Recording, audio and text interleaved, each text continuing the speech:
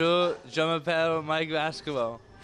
I know a couple Je connais French Canadian quelques curse en words, but I franco-canadien, don't think it's mais je appropriate pense for this que ce ne soit interview. pas approprié pour cette interview. I actually started when I was 2 years old in Finland. En fait, j'ai commencé quand j'avais 2 ans en Finlande, et quand nous avons déménagé en Floride à mes 4 ans, je me suis mis d'abord au roller hockey en premier. C'est vers 12 ans que j'ai fait la transition vers le hockey sur glace, parce que c'est à ça que jouent les grands garçons. Moi et François, ça remonte à l'université, on était à l'université ensemble. Si je ne l'avais pas avec moi ici, je ne parlerais pas beaucoup parce que Raybon ne parle pas un mot d'anglais. Donc oui, d'avoir François à mes côtés, c'est très utile. Dans ma boîte, j'ai des semelles pour mes patins que je laisse en dehors pour sécher.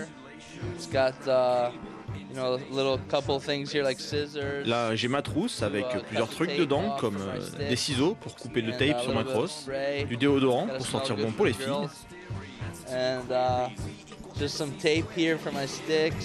Là, dans la boîte, donc, du tape, mon protège-dents, des chewing-gums. J'ai mon mâché pendant l'échauffement. Et là, mon verre pour les protéines et ma gourde. Ma boîte n'a rien de particulier, je pense. I keep it pretty simple, I guess. I've been playing hockey for a long time now, so ça fait un bon moment que je joue au hockey maintenant, donc tu imagines bien ce que tu as à faire pour aborder un match. J'ai quasiment toujours la même routine. Je vais au bord de la glace 2 heures avant. Après, l'équipe se rassemble. J'aime aller courir un peu ou faire du vélo. M'étirer, juste penser au match.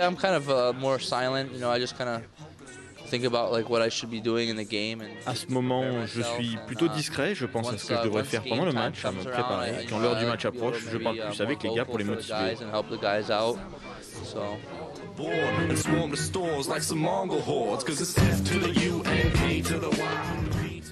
Julien, ce que tu viens de voir de Mike Vascuvio, tu confirmes, il est comme ça, il est assez discret avant et il parle de plus en plus quand le match arrive. Ouais, c'est ça, je pense qu'il a réussi son intégration, c'est un nouveau joueur depuis le début de saison et il est comme ça, il est concentré avant les matchs et pendant les matchs il nous apporte son expérience et son envie. Bon, et sa relation avec son Frankie, ça lui sert vraiment, tu le vois, même est-ce que pendant le match il parle plus qu'avec les autres? Non, pas forcément pendant le match, mais c'est sûr qu'avant, puis pendant les entraînements ou pendant la vie de tous les jours, ils sont proches parce qu'ils se connaissaient avant et ça justement, je pense que ça a facilité son intégration au sein de l'équipe parce que François était déjà l'année dernière et il s'entend bien avec tout le monde, donc ça l'a aidé.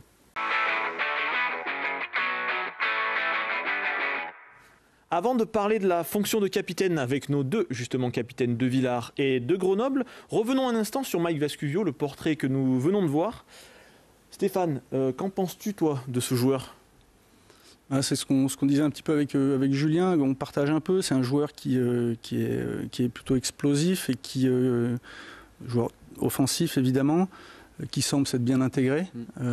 Ça semble être un bon gars, ça se sent. 5 buts, 9 passes en 7 matchs joués, c'est pas mal pour un... C'est sûr que nous on avait besoin d'un gars comme ça et il nous apporte ça offensivement, donc c'est bien. Et puis en plus de ça, à côté de ça, c'est un super gars en dehors et puis c'est un bosseur, on voit que c'est un vrai professionnel, donc c'est tout bon pour nous. Ouais, c'est un joueur qui est plutôt élégant sur la glace, mais ça c'est une chose, qui est très rapide. Ça, c'est ton œil, ça. Il prend très vite de la vitesse.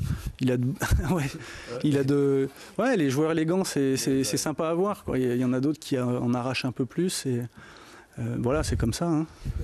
Il a fait 2 années en université aux États-Unis, puis après en CHL, une ligue centrale professionnelle.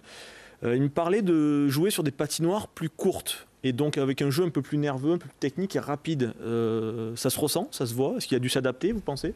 Moi, j'ai pas vu.